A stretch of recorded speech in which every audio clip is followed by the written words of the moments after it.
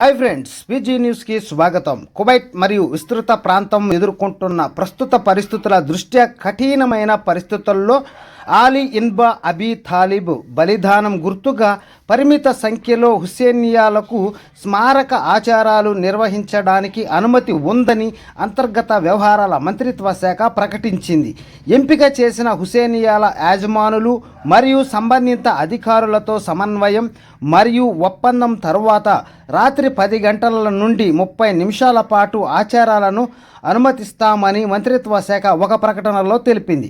అధికారిక సూచనలు మరియు భద్రతా మార్గదర్శకాలను పూర్తిగా పాటించి సమావేశాలను హుస్సేనియా లేదా మసీదు ప్రాంగణానికే పరిమితం చేయాలని అధికారులు నొక్కి చెప్పారు. నిబంధనలను ఉల్లంఘిస్తే నేరస్తులపై చట్టపరమైన చర్యలు తీసుకుంటామని మంత్రిత్వ శాఖ హెచ్చరించింది.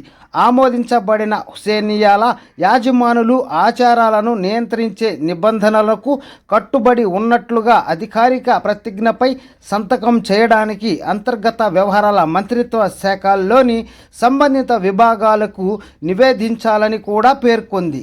అయితే ఈ నిబద్ధత సంతకం చేయడానికి చివరి తేదీ 2026 మార్చి 7 శనివారం ఉదయం 11 గంటల నుంచి నిర్ణయించబడింది. ప్రాంగణాన్ని నిర్వహించడానికి బాధ్యత వహించేవారు ప్రతిజ్ఞపై సంతకం చేయకపోతే ఏ హుస్సేనియా ఆచారాలను నిర్వహించడానికి అనుమతించరని ప్రకటన పేర్కొంది. ప్రకటించిన నియంత్రణలను పాటించడంలో విఫలమైన ఏ పార్టీనైనా చట్టపరమైన చర్యలు తీసుకుంటామని మంత్రిత్వ శాఖ పునరుద్ఘాటించింది.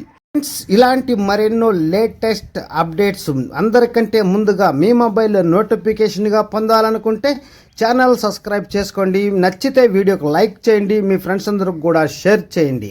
Okay bye friends, take care. మరొక వీడియోలో మరిన్ని విషయాలతో మళ్ళీ కలుద్దాం.